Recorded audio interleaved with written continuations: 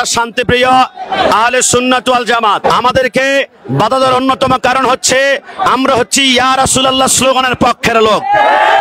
আমরা দেখেছি 12 তারিখে একটা প্রোগ্রাম হয়েছিল, ওই প্রোগ্রামের পক্ষে আমরা স্লোগান দিয়েছিলাম, কিন্তু যখন দেখলাম এদের লিস্টের ভিতরে শত স্লোগান আছে কিন্তু আমার নবীর স্লোগান নাই।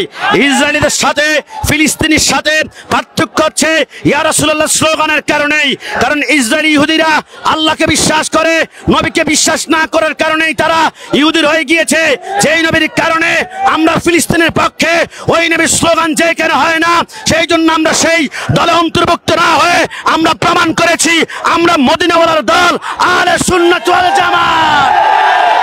আমাদেরকে বাধা দেওয়া হয়েছিল, আমরা সৌরবর্ধী উদ্যানে আমরা প্রোগ্রাম করেছি নির্দিষ্ট আইন, সেইখান থেকে আমাদেরকে গোলাপবাগ আমাদেরকে নির্দিষ্ট করা হয়েছে।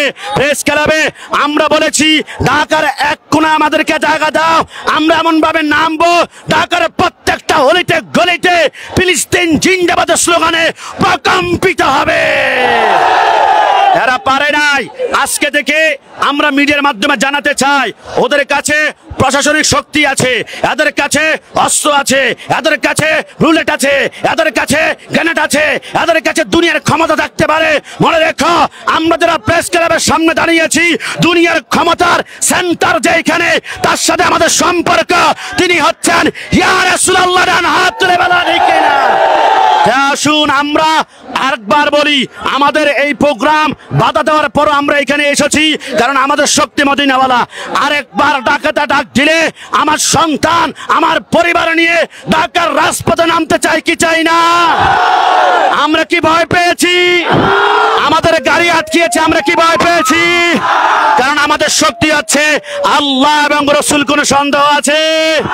তাই বাংলাদেশ সরকারকে বলতে চাই, এই সুন্নি জনতা আজকে 8 থেকে 10 লক্ষ সুন্নি জনতাকে আটকে রাখার জন্য চেষ্টা করবেন না।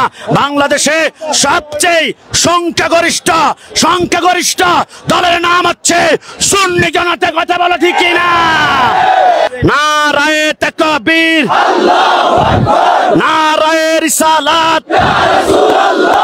ফিলিস্তিন ফিলিস্তিন জিন্দাবাদ জিন্দাবাদ, ফিলিস্তিন ফিলিস্তিন জিন্দাবাদ জিন্দাবাদ, ফিলিস্তিন ফিলিস্তিন জিন্দাবাদ।